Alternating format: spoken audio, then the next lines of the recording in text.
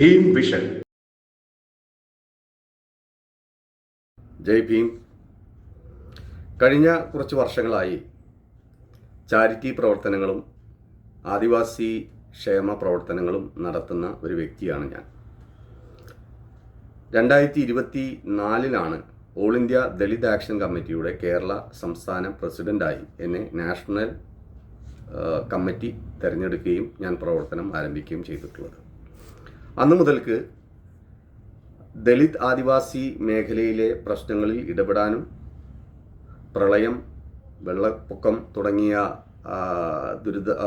ദുരിതങ്ങളുണ്ടായ സമയത്ത് ഈ ആദിവാസി മേഖലയിൽ പോകുവാനും അവർക്ക് വേണ്ട അവശ്യ സാധനങ്ങൾ എത്തിച്ചു കൊടുക്കുവാനും അത്തരം പ്രവർത്തനങ്ങൾ ചെയ്യുവാനും വിശേഷ ദിവസങ്ങളിൽ ഓണം, വിഷു, ക്രിസ്മസ് തുടങ്ങിയ വിശേഷ ദിവസങ്ങളിലൊക്കെ ഈ ദളിത് മേഖലയിൽ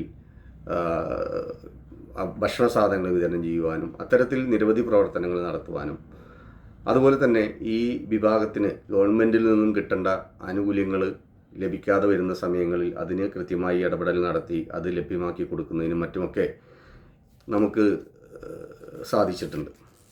ഇത്തരത്തിൽ നമ്മൾ കഴിഞ്ഞ ഒരു വർഷത്തെ പ്രവർത്തനം എന്തൊക്കെയായിരുന്നു എന്ന് ഒന്ന് വിശദീകരിക്കുകയും അതോടൊപ്പം തന്നെ ഈ പ്രവർത്തനങ്ങൾക്കിടയിൽ കേരളത്തിലെ പ്രത്യേകിച്ച് മലപ്പുറം ജില്ലയിലെ CPM എന്ന് പറയുന്ന രാഷ്ട്രീയ സംഘടനയിൽ നിന്നും all India Dalit action committee president എന്നുള്ള നിലയിൽ എനിക്കുണ്ടായ ചില ബുദ്ധിമുട്ടുകൾ, അതിനെക്കുറിച്ചും സംസാരിക്കാൻ വേണ്ടിയിട്ടാണ് ഞാനിപ്പോൾ ഈ വീഡിയോ ചെയ്യുന്നത്.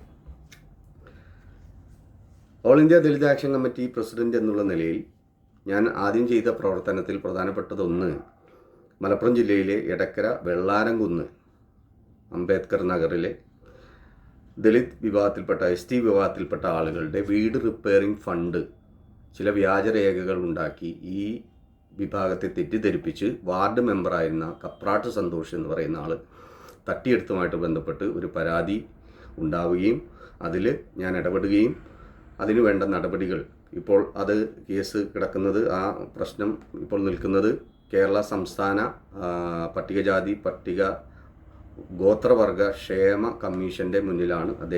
അവർ ഈ കമ്മീഷൻ അതിൽ കൃത്യമായ നടപടികൾ എടുക്കാൻ വേണ്ടി റിപ്പോർട്ടുകളൊക്കെ ചോദിച്ചുകൊണ്ടിരിക്കുകയാണ്. ഇപ്പോൾ ITDPയിൽ നിന്നുള്ള റിപ്പോർട്ട് പോയിട്ടുണ്ട്. ബാക്കി ഇനി പോലീസിൽ നിന്നും പഞ്ചായത്തിൽ നിന്നുള്ള റിപ്പോർട്ടുകൾ കൂടി വരുന്നതോടുകൂടി ആ കാര്യങ്ങളിലൊക്കെ കൃത്യമായ നടപടികൾ ഉണ്ടാകും. അപ്പോൾ ഇതാണ് ഒരു കാര്യം നമ്മൾ ചെയ്തിട്ടുള്ളത്. രണ്ടാമതായി നമ്മൾ ഇടപെട്ടിട്ടുള്ള ഒരു സംവിധാനം എന്ന് പറയുന്ന ഒരു പ്രശ്നം എന്ന് പറയുന്നത് നിലമ്പൂർ കേന്ദ്രീകരിച്ച് നമ്മുടെ നെടുങ്കയം മാഞ്ചേരി കോളനിയിലുള്ള ഈ മണി എന്ന് പറയുന്ന ഒരു ആദിവാസിയെ ആന ചവിട്ടി കൊന്നതുമായിട്ട് ബന്ധപ്പെട്ട് ഈ മണിയുടെ കുടുംബത്തിന് നഷ്ടപരിഹാര തുക അനുവദിച്ച് നൽകിയിരുന്നു. എന്നാൽ ഈ തുക മണിയുടെ ഭാര്യയ്ക്ക് കൃത്യമായി കിട്ടിയിട്ടില്ല എന്ന് പറഞ്ഞുകൊണ്ട് അവരുടെ മണിയുടെ ഭാര്യ മാതി, അവരിപ്പോൾ ഒരു ജോലി അവർക്ക് ലഭിച്ചിട്ടുണ്ട് എങ്കിലും ഈ പണം 5 ലക്ഷം രൂപ അവർക്ക് കൃത്യമായി കിട്ടിയിട്ടില്ല എന്നുള്ളൊരു പരാതി നിലനിൽക്കുന്നുണ്ട്. അതിൽ നമ്മൾ അന്വേഷണം നടത്തിക്കൊണ്ടിരിക്കുകയാണ്. അതുപോലെ തന്നെ നിലമ്പൂർ കരിമ്പുഴ കേന്ദ്രമാക്കിയിട്ട് പ്രവർത്തനം ആരംഭിച്ചിരുന്ന അഗ്രികൾച്ചർ ഡിപ്പാർട്ട്മെൻറ്റിൻ്റെ കീഴിലുണ്ടായിരുന്ന ഒരു സ്ഥാപനമാണ് ഈ ആദിവാസികളുടെ വനവിഭവങ്ങളൊക്കെ വിൽക്കുന്നതിന് വേണ്ടി ഒരു കേന്ദ്രം അവിടെ പ്രവർത്തനം ആരംഭിച്ചിരുന്നു. ആ കേന്ദ്രത്തിൻ്റെ നിർമ്മാണവുമായിട്ട് ബന്ധപ്പെട്ട് ആത്മ എന്ന് പറയുന്ന ഒരു സംവിധാനത്തിൻ്റെ അതിൻ്റെ ഒരു മാനേജർ ശ്രീമതി അർച്ചന വർഗീസ് എന്ന് പറയുന്ന ഒരു പെൺകുട്ടി, അവർ നടത്തിയിട്ടുള്ള കുറച്ച് ക്രമക്കേടുകളിലും നമ്മൾ അന്വേഷണം, അതിൻ്റെ രേഖകളൊക്കെ നമ്മൾ ആവശ്യപ്പെട്ടിട്ടുണ്ട്. ആ രേഖകൾ പരിശോധിച്ച് അതിലും കൃത്യമായ ഇടപെടലും നടപടികളും നമ്മൾ ഉണ്ടാക്കുന്നതാണ്. കൂടാതെ പിന്നീട് നമ്മുടെ പ്രധാന ഒരു വിഷയമായിട്ട് വന്നിട്ടുണ്ടായിരുന്നത് ഈ പറഞ്ഞ നെടുങ്കയം ആദിവാസി നഗറിൽ തന്നെ, ആദിവാസി സെറ്റിൽമെൻറ്റിൽ തന്നെ, ആ ഭാഗങ്ങളിൽ തന്നെ മാഞ്ചേരിയിലും മറ്റും മെഡിക്കൽ ക്യാമ്പുകൾ സംഘടിപ്പിച്ചതിനെക്കുറിച്ച് ഒരു വ്യാപകമായിട്ടുള്ള പരാതി ഉയർന്നിരുന്നു. അതായത് ഡോക്ടർ ഷർമിള എന്ന് പറയുന്ന ഒരു ഡോക്ടർ, അവർ ഏകദേശം 32 or 39 മെഡിക്കൽ ക്യാമ്പ് നടത്തിയിട്ട് ഏകദേശം 75ഓളം മെഡിക്കൽ ക്യാമ്പിൻ്റെ പണം ഇവർ കയ്യിൽ നിന്നും ചെലവഴിച്ചതായി കാണിച്ച് കണക്കുണ്ടാക്കിയിട്ട് അത് കൈപ്പറ്റി എന്നുള്ളതിനെക്കുറിച്ച് പരാതി അജ്മൽ എന്ന് പറയുന്ന ഒരു കോൺഗ്രസ് പ്രവർത്തകൻ കൊടുത്തിട്ടുണ്ടായിരുന്നു. അതിൻ്റെ കോപ്പി എനിക്ക് തരികയും എന്നോട് അതിൽ ഇടപെടണമെന്ന് പറയുകയും ഞാൻ അതിൽ ഇടപെടുകയും ഈ വിഷയത്തിൽ വിജിലൻസിനും അതോടൊപ്പം തന്നെ ആയുഷ് ഡയറക്ടർക്കും ഞാൻ പരാതി കൊടുക്കുകയും അതിൽ വിജിലൻസ് അന്വേഷണം നടന്നുകൊണ്ടിരിക്കുകയും ചെയ്തിട്ടുള്ള ഒരു സാഹചര്യമാണ്. ആ വിഷയം ഇപ്പോൾ ബഹുമാനപ്പെട്ട സംസ്ഥാന പട്ടികജാതി പട്ടിക ഗോത്രവർഗ കമ്മീഷൻ്റെ മുന്നിലാണ് ഇപ്പോൾ അത് ഞാൻ പരാതിയായിട്ട് കൊടുത്തിട്ടുള്ളത്.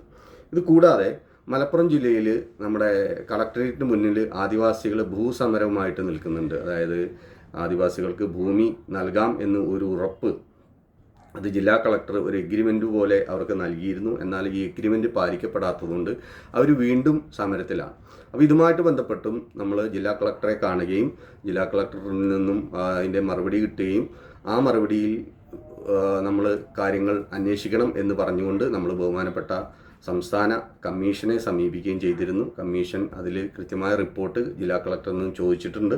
അതിൻ്റെ റിപ്പോർട്ട് നമുക്ക് ജില്ലാ കളക്ടർ തന്നിട്ടുണ്ട്. ഇതുമായിട്ട് ബന്ധപ്പെട്ട് നമ്മൾ ബഹുമാനപ്പെട്ട പട്ടികജാതി പട്ടികവർഗ മിനിസ്റ്ററെ നമ്മൾ കാണാനുള്ള ഒരു തയ്യാറെടുപ്പിലാണ്. കൂടാതെ കമ്മീഷനും ഇക്കാര്യത്തിൽ വേണ്ട നടപടികൾ എടുക്കും. അപ്പോൾ ഇത്തരം കാര്യങ്ങൾ നിരവധി പ്രവർത്തനങ്ങൾ നമ്മൾ നടത്തിക്കൊണ്ടിരിക്കുമ്പോൾ ഈ കാര്യങ്ങളിലൊക്കെ ഒരു പരിധിവരെ കുറ്റക്കാരായി വരുന്നത് CPM അനുഭാവികളായിട്ടുള്ള ഉദ്യോഗസ്ഥരും അല്ലെങ്കിൽ രാഷ്ട്രീയ പ്രവർത്തകരുമാണ് എന്നുള്ളത് കൊണ്ട് തന്നെ ആ ഒരു CPM എന്ന് പറയുന്ന പാർട്ടിയിൽ നിന്നും എനിക്ക് ഒരുപാട് കാര്യങ്ങൾ എന്ന് പറഞ്ഞാൽ എന്നെ വളരെയധികം ബാധിച്ചിട്ടുള്ള കുറേ കാര്യങ്ങൾ ഉണ്ടായിട്ടുണ്ട്. Like, share and subscribe. Aim vision